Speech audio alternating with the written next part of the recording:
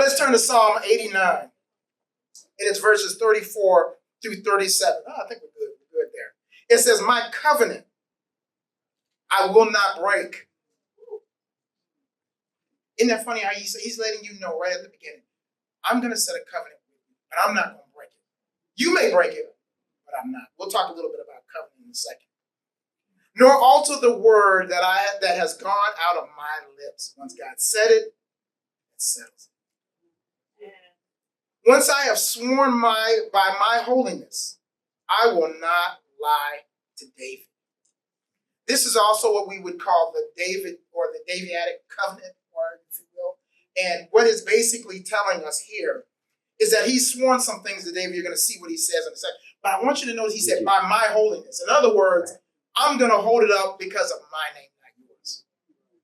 His character is so much more important. And he says, I will not break my word. This is why we never use Christ's name in vain. Amen. There aren't many cuss words that bother me because I've just about heard it all. Like I said, been in the military for many years. I've heard just about every combination you can find or think of. But in the process of it, we do not misuse his name. Amen. Because everything hangs upon that name. Amen. And therefore it is holy. He said, I will uphold my word by my own holiness. Not yours. Amen. So if he says it, he has to do it. Very important. I will not lie to David. His seed shall endure forever, and his throne as the sun before me. It shall be established. Please underline that word, established. Forever like the moon, even like the faithful witness in the sky. You know, it's kind of funny because what God is saying is that through the generations that were to come after him, and we all who have read through the Old Testament, we know there were good kings, there were bad kings. Israel did good, then they did bad. Read, if you will, in the book of Judges, you can see it'll tell you there was a generation that basically did not know God, and then there was one that did. And so they went up and down, kind of like we do today. And so he says, through all of that, I'm going to make a covenant with you. The word covenant is beret, B-E-R-I-T. It's not up there, but B-E-R-I-T. And what it means, a household family joined by the hand under a certain mark. That's what a covenant is. And actually in the word, if you look it up, you can look it up in the Hebrew. One of the words is actually a cross. It's symbolizing some things through his word that he's going to keep his word. Even when we fail. And we're about to read into something because what I always like to do, and this is how I do my study, is bring you a little bit into that dangerous neighborhood called my mindset, is that I will read and learn and look up something, but then I ask God, show me in your word an example of what you just had me learn. So what we're going to see today is how God deals with his covenant and how he responds to that. But I want you to write something down if you have a pen and paper. It's a simple question. What is your response when God corrects you? What is your response to that? How do you respond when he says, no, you're wrong? No, that's not the way to do it. No, you're out of covenant with me, even though I'm the one keeping it. See, there was a step to being in a covenant. And as I mentioned, it was a family thing. So it wasn't transactional, it was relational. Very important to remember. And so he established that there's really about 10 steps that would go through to a covenant. One of those was they would cut the animal, put one on one side, one on the other, and then the two parties would go between it, basically saying, may the same thing happen to me that has happened to these animals if I violate the covenant. That's pretty doggone serious. So if you recall with the Abrahamic covenant, he went through it himself. He put him to sleep, just like he did Adam. You don't want to see this. You won't be part of this. He goes through it himself. In other words, he said, I swear by my own holiness that what I said I will do, I will do. That is an extremely important point. You have to see, and he let that go generation to generation to generation to generation. Do you know that right now, put that next slide, we are living our lives on the promises God made to our ancestors? Do you know what God told your grandma, your great-grandma, your great-great-grandma? Sometimes we don't know. We don't know how they prayed over us back then. And then we got to pray over ours today, our babies. But wouldn't it be good if you knew what they said to us so that we can pass it on to them? The good stuff, not the bad stuff. But if we know, then we can begin to have them live under that cover. They need to know your story. And they need to have gotten it from you, but you have gotten it from if your family is, if your parents or whatever is still alive, lots of questions. Ask them about the struggles. Ask them about their mistakes. Because chances are their mistakes may be your mistakes. Remember, he said, I will punish them to the third and fourth generation. So we may be living under things we don't even know, and you're struggling trying to figure out, why am I like this? And you don't even know that it's been going on for 3, 4, 5, 6, 7 generations. But you're trying to battle it by yourself. So what we're going to learn here in a second is that when God corrects some things, he may not just be correcting you because of you, like he's picking on you. There's some things he may be trying to remove so that his original covenant, his original promise can get to you, but also through you. That it doesn't get clogged up because you didn't know, or you just live in your life or whatever. So God will give you, in order to deal with that stuff, 3 options. But ask yourself a question. How do you currently deal with him correcting? We're going to find out those 3 options. We're going to go to 2 Kings 24. And basically, we're going to be in 2 Kings 24 and 25. Here's the first option. The first option is to surrender. Watch this. At that time, the servants of Nebuchadnezzar, king of Babylon, came up against Jerusalem, and the city was besieged. What happened basically is this. It's in 2 Kings, but this is also a mirrored story in the book of Jeremiah. And so in that book, you'll get a little bit more detail of, basically, Jeremiah came to them and kept saying, y'all are wrong. Y'all are wrong. And don't listen to the false prophets that are telling you you're right. God has said, you are wrong. And they wouldn't listen. And so over time, God was like, he placed them under a correction, if you will. It looked like just flat out judgment, but it's going to be a correction. You're going to see this in a second. But they were living under some corrective things that they had done wrong. God had told them basically let the land rest for 70 years. They didn't do that. He had said that back, I believe, in Deuteronomy. But this generation that did not understand, hadn't asked the questions, hadn't figured out some things from their past, they didn't know, or they didn't do. But either way, they had violated what God wanted them to do. Also, there were some things from the past, from King Manasseh. He had been the son of King Hezekiah. He came after him, but he basically had made some bad decisions, idolatry, all kinds of other things going on during that time period. So they were living under that judgment and didn't even know.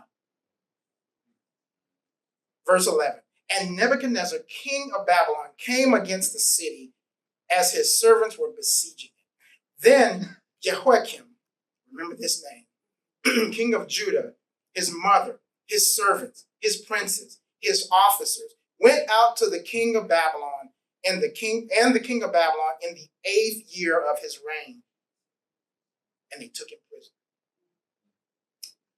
He surrendered. I want you to think about it. Jeremiah, remember I told you he was a prophet. He'd been telling them there were some things coming because they didn't listen. But he had also told them, when they get here, give up, surrender. Because you don't have a chance. And actually, if you fight back, you're going to be destroyed. It's over. Jehoiakim, and his name really means Yahweh establishes. Remember we talked about covenant. What is covenant part of it? Establishment. It's establishing something. And so Jehoiakim says, I don't have a chance. He brings everything. Please hear me with this. When he realizes he was wrong, he brought everything and everyone with him. And he surrendered to Babylon. He surrendered to Nebuchadnezzar. On the outside, that looks like a really, really bad thing. Because, and by the way, just in case you're wondering, this is just in the Bible, ancient history has it that Babylon kept very, very accurate records. Those records were discovered by archaeologists. Guess whose name was in the record? Jehoiakim. And he talked about, their records talked about how he surrendered, and he surrendered everything. And watch what happens then. He was taken prisoner, it says. And so the first option we have when we've been corrected is to just bring everything to God. Don't try to fight it. Just bring the family, bring you. Bring everything to him and say, I surrender all. Remember that song? Yeah. He says, I surrender all to this situation. It's not the best situation, but it's going to be the right situation because I'm still under covenant. Jehoiakim is a part of the covenant line from David. And it looks like that's the end of things, if you will. So he goes ahead and surrenders. What is the result of us picking option A? 2 Kings 24:15 says, Nebuchadnezzar deported Jehoiakim to Babylon. He took the king's mother, the wives, all those officials, all the leading men of the land into exile from Jerusalem to Babylon. Preservation. God's response to your surrender is to preserve you and to preserve me.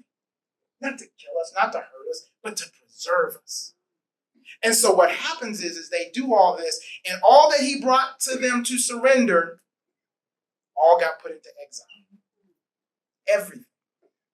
You're going to learn some things as we go a little bit further on of what happens. Because like I said, the Babylonians kept very, very accurate records of this happening. There is records of him taking charge and them capturing him, them destroying the city of Jerusalem, the city of peace, because there was no peace in that city at that time.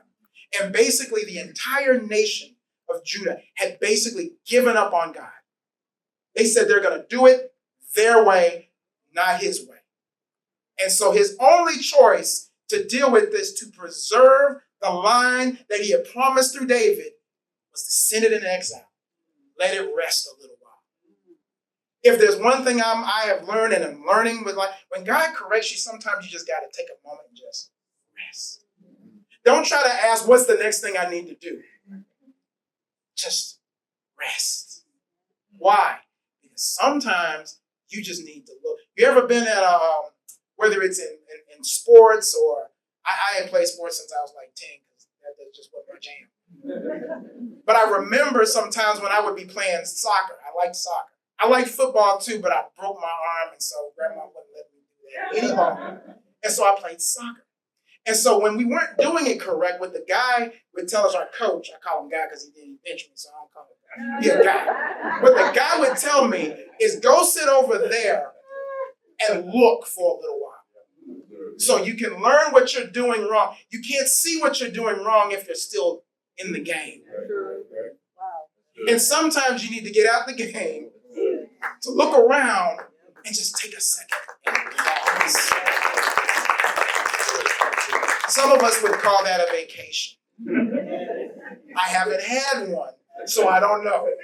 So I've got to make sure I take those opportunities when I can, just to pause, just to rest a little while. When we came back last year, we were at like I said, the other church, I mentioned this to some folks, helping that church out because their pastor had been ill. When we finished our assignment there, and we came back from September to March, we didn't do anything. And I thought about, because I was on the praise team and I love playing my instrument. Yeah. I played for 40 some odd years. I love it. And every time I would go to practice, I would go there and I'm like, it just doesn't fit. And I went and talked to Jay, the person who's the minister who works with the praise team, minister of music there. And I said, look, man, I want to play, but it just doesn't feel right. And I realized the reason it doesn't feel feel right because I needed to just sit back and rest. So when you surrender, he preserves you. But do yourself a favor. Rest. You're going to find out Jehoiakim got a really, really long rest. More than he probably wanted. Our second option that we have, and many of us take this one, rebellion. Remember I told you how the word transgression meant rebellion. You have iniquities, like we talked about. Then you have transgressions, and then you have sin. So you have the root, the shoot, and the fruit. Well, the shoot, if you will, is the rebellion. It shows to everybody. Everybody can see that you're in a rebellious way about stuff. You ever know when you really get in a bad spirit? Everybody can tell because you're always being critical. Always got something to say about something that ain't yours to say something about. Ain't nobody asked your opinion, but you're going to give it anyways. And so we end up getting that shoot. And the problem with it, see, when it's the root, nobody can see it. When it's the shoot, everybody can see it. Because if you're not careful, it gets to the fruit, and everybody starts eating it. And when they eat it, it ain't good for anybody. So God got to take care of you when you decide to be rebellious. Because your rebellion never stays within you. Rebellion just has a way of producing fruit that if everybody's around, especially if you're a leader somewhere, everybody's going to eat of it. He will not have that. And so remember, Jehoiakim said, look, I surrender to you. You're going to preserve that thing. You preserve the good fruit, if you will. Your covenant that you set is still in motion because I didn't get in the way with my rebellion. God can deal with you having a problem, stronghold, issue. He can deal with that. What he will not deal with is when you decide to spread it. When you decide to spread your bad fruit, he gets involved in the game. Because he cannot let you not only derail yourself, but everybody that you touch. You become radioactive. And then when he tells you you're radioactive, you won't surrender and kind of sit it back. What you end up doing is, and we've all done this, if we're honest, we just try to keep it going, and then other people will feed off of that. You got to be careful. And I've seen many times where they be at. Now, I'm not talking about just at church, so don't apply it to church, apply it to work. Apply it to family. Don't get involved in that. Don't get involved. Even if you see it, just remove yourself if you're having a bad day. Go rest. But get away from other people because you are radioactive and you're no good for right now. Watch what happens to this gentleman. So 2 Kings 24, and it's verses 14, then we're going to skip down to 19. It says, and the king of Babylon made Matthiah, Jehoiakim's uncle, king in his place, and changed his name to Zedekiah.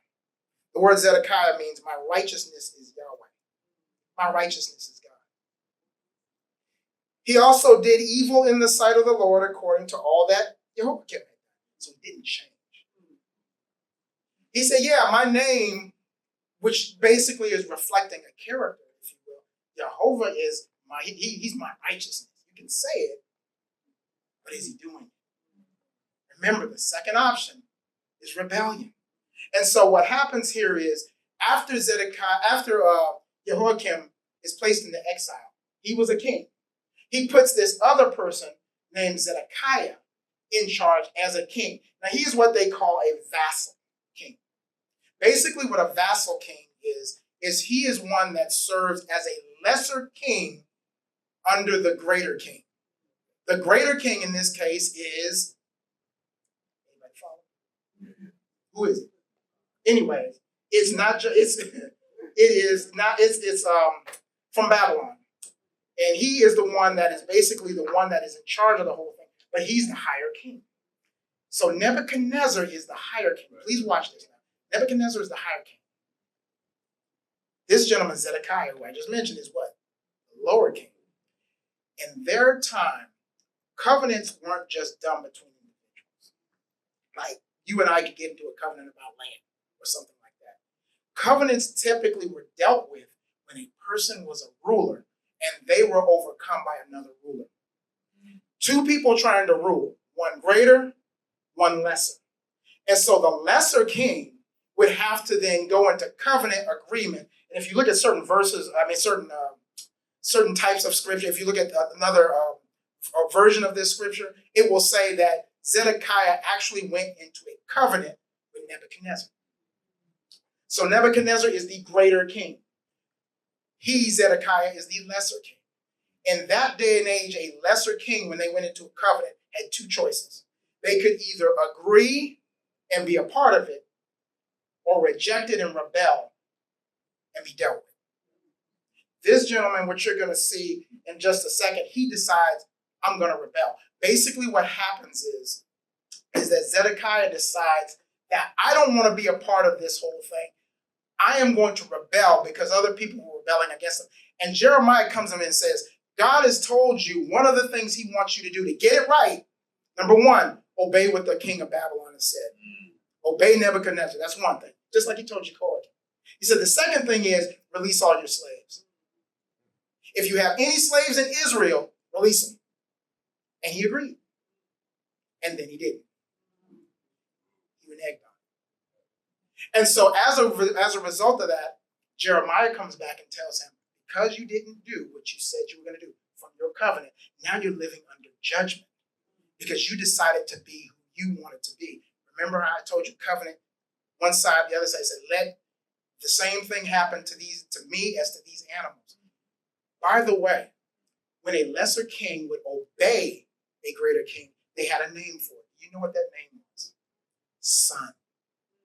They called each other a son. So this is an ancient thing that would happen not just in this area, but all throughout the world. When a lesser king would get under the greater king, he would be called a son. This is why you and I are referred to as what? Sons and daughters of God. It's not just a title, it's a relationship. And so what he says here is, if you will do what he says, he will keep you as a son. Now, when you're kept as a son, and we're going to see this towards the end of this, you are kept under a provision. You're kept under protection. Sort of like what we would call the prodigal son, if you will. And when he left, he was no longer under the protection. So when a lesser king rebelled, wasn't under protection anymore. So he was now under judgment because he refused to take the offer. When we are here, and the interesting thing about that is he was referred to a king. That means he ruled something. Well, guess who was given dominion over this earth? You are a king and a queen. You are a ruler. You are the person that has been put here, delegated to rule over this earth. However, you are not the end owner. There is a greater king.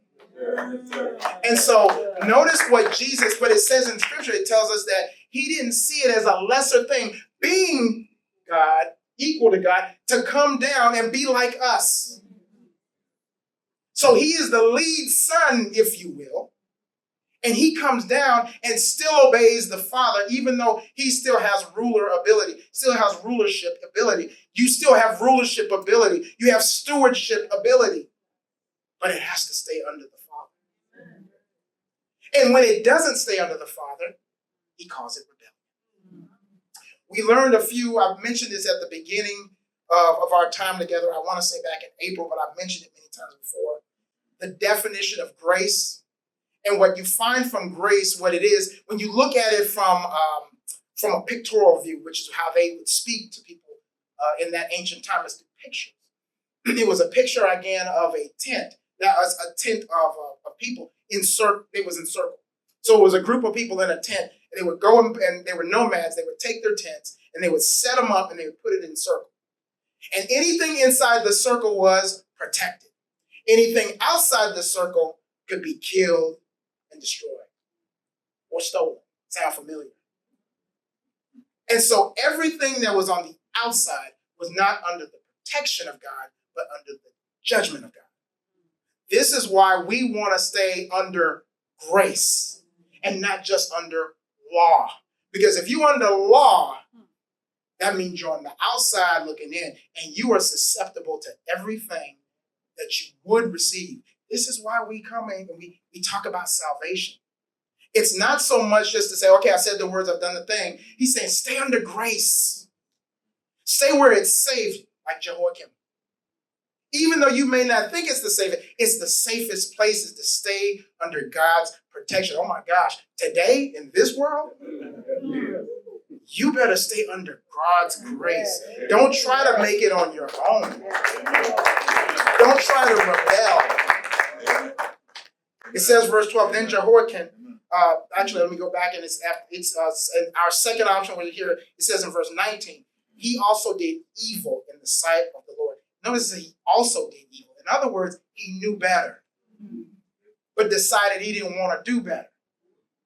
And this is where when we find ourselves in that place, when we fail, the option is not to go back and keep doing the wrong. It's to go back and surrender like Jehoiakim.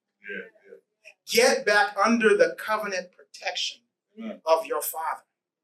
By you being the lesser God, coming back and surrendering to the greater God, what you're saying is, I want to be a son, and I want you to be my father. And and that's a tradition of that time. What that father then becomes is responsible for you. See, we think surrender is something where they're going to put us in chains. We're going to sit up there. God's going to make us do this. We're going to do that. It's going to be terrible. It's going to be all these things. He said, no, I'm trying to protect you. I'm trying to get you in a spot where even when things go wrong, you don't lose your mind. Even when you lose some things, job, money, whatever, I won't let you go broke. When other things happen to other people, even if you lost everything, you get to come home. You won't be still out in the wilderness, the desert, the problem, the stress, the all the other things. Come out of all of that by just getting back under him through surrender. That's what he's saying. In war, and after World War II, they had unconditional surrender. What that meant back then is, it didn't mean that, well, at least on the American side, it didn't mean that you were going to be all these other things. It meant, I'm now responsible for feeding you, protecting you, keeping you here until it was time to go if you had done war crimes. But he's saying, what we were saying then is, you're under our protection. And so God is telling you to surrender. Don't keep fighting him. Don't keep fighting life. You will lose. And that is just the way it is. What was God's response to the rebellion? 2 Kings 25, 3-5 says, by the ninth day of the fourth month, the famine in the city had become so severe that there was no food for the people to eat. No food. What happened is they had rebelled against Babylon. Babylon had left. They were celebrating it. Yeah, everything's good now. He said, but if you don't obey, Jeremiah said, if you don't obey, they're coming back for you. And they do come back. And now they've besieged the city. They've surrounded them. We don't rebel. When we rebel and we act like, we get surrounded by things. We feel the pressure of life. We feel everything. And he says, then the city walls were broken through, and the whole army fled at night through the gate between the two walls near the king's garden, though the Babylonians were surrounding the city. Then everybody fled. They fled towards Araba. In other words, the king of that time, Zedekiah, we did wrong. He tried to run. Can you outrun God? How fast can you run? I don't care whether you got the best Nike. I don't care if you got the best Jordans. I don't care what. You cannot outrun God. He had been told, if you do this, they're coming for you, and they're going to destroy you. That's what he was told, and he did it anyways. Next verse. But the Babylonian army pursued the king and overtook him in the plains of Jericho. And all his soldiers were separated from him and scattered, and he was captured. In short, what happens with this, they destroy his whole line. All his sons, all his people. They blinded him. And the Bible will teach us that he remains in captivity for the rest of his life. And that is, so many of us walk around blind. Because life, and then we ran, and then life caught up with us. We tried to run again, and it caught up with us. It just blinded us. We can't even see what used to be good. Simply because he didn't want to do right. And also because of pressures on him. He had peer pressures, political pressures, all kinds of pressures to go and rebel. And so he listened to that, didn't listen to God. And it all caught up with him. This is for leaders. This was a king, but it's also for all of us. What that tells us is that God has a covenant. He has a thing he wants to do. And he doesn't care about our titles. Yeah, that's right. He does not care about your bank account. He does not care how good you look or not good you look. Whether you be the athlete or you the MVP or whatever it is you do, or you just an average everyday job. What he wants is a covenant relationship with his people. And if we decide that's not what we want, and we start trying to run, he will catch us. And I don't want to be caught by God. I don't want him to have to look for me. It's better to surrender. Option one. Because option two didn't have a good ending. He was the last king of Judah. God said enough. I'm cutting this part of it off. If you were living back then, you would think, what happened? God's covenant just ended. Everything about what he promised didn't happen. Everything that he told us we'd be able to do was gone. Have you ever gotten to a point of failure in your life where you felt like every single thing you were working for, everything that was going good, it's gone? Because I failed. And we give up. But watch how God handles the situation. The third option, cooperation. 2 Kings 25:22, it says, Nebuchadnezzar, king of Babylon, appointed Gedaliah, son of Ahikam, and the son of Shaphan, to be over the people he had left behind in Judah. Gedaliah took an oath to reassure, when he says them, he's talking about the Babylonians and King Nebuchadnezzar and their men. Do not be, and was talking to the remnants, the people that were left in Jerusalem, do not be afraid of the Babylonian officials. He said, settle down in the land and serve the king of Babylon, which they were already instructed to do, and it will go well with you. A couple of things. The word, his name, Gedaliah, it means Yahweh is great. And also, notice it says the son of Ahikam and the son of Shaphan. Ahikam was basically his grandfather, and Shaphan was his father. The first one, and it's very, very interesting how God just starts to correct some things.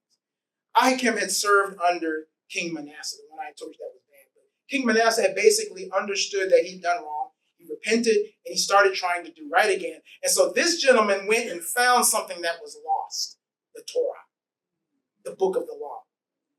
Back then, as I mentioned to you before, law didn't mean what we think it is. Don't do this, do this. It was instructions. The Torah, all the first 5 books of what they call the Pentateuch, the first 5 books are instructing us how to live our lives back then according to what God wanted to do. He was teaching them. And so this gentleman goes back and finds the books, brings it to the king, and they begin to try to correct the wrong. The other person, son of Shaphan, he was his father of the person who's the governor. Remember, the king appointed the governor. This is a governor, so he's not a king. Remember, the other person, Zedekiah. That's the end of the line. He creates this governor to oversee the process, making sure they don't rebel again. His father was friends and protected Jeremiah. And so he was then looked at and said, these two people, his father and his grandfather, were reliable, so he's probably reliable. Do you see why it's important to know your ancestors? Do you see why they got Ancestry.com and everything? There's a pride by knowing what your folks have gone through. Yes, there is. Yes, there is.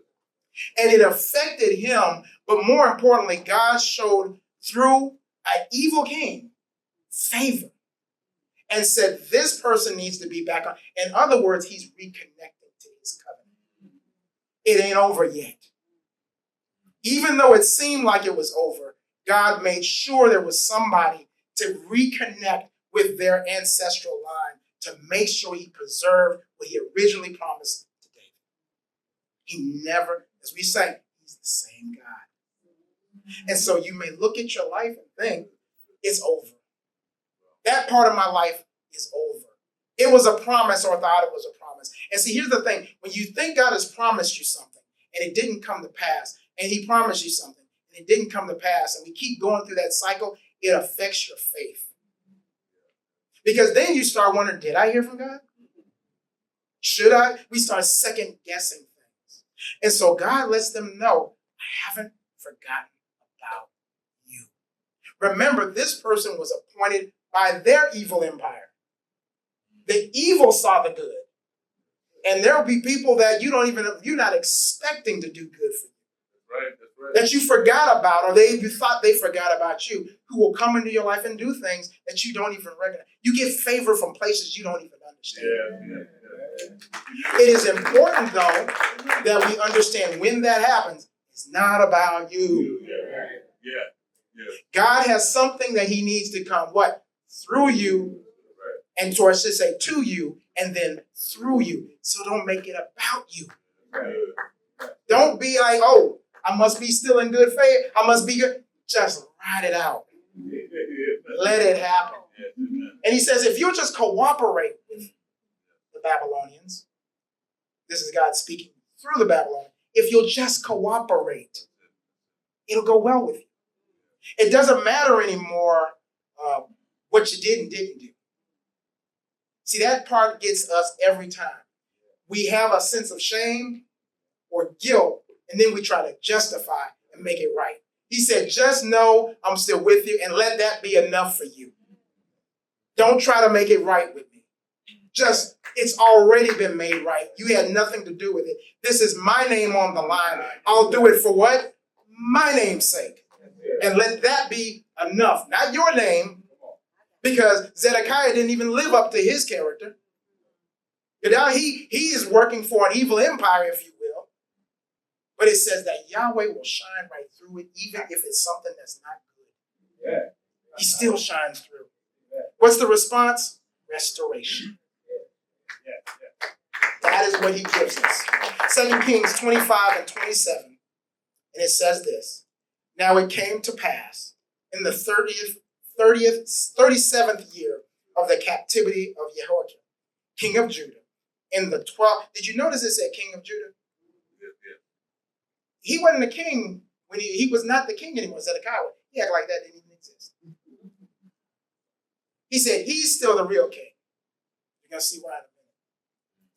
He says, Jehoiakim, king of Judah, in the 12th month, on the 27th day of the month, that an evil king, or if you will, evil Merodach, king of Babylon, a new king has come about. And he says he's evil. In the year that he began his reign, he released Jehoiakim, king of Judah, from prison. This man had been in jail for 37 years. It took 37 years to get rid of what was going on.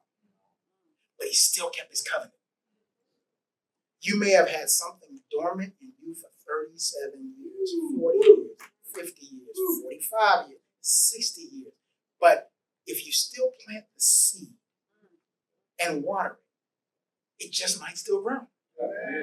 It doesn't matter how long. And I look at this and I think about some things that God brought back in life years and years and years later. And gave the reward years and years and later. Remember, it had still nothing to do with me or anybody. You got to understand how he's working. There is something in you that he needs to get through you to everybody else.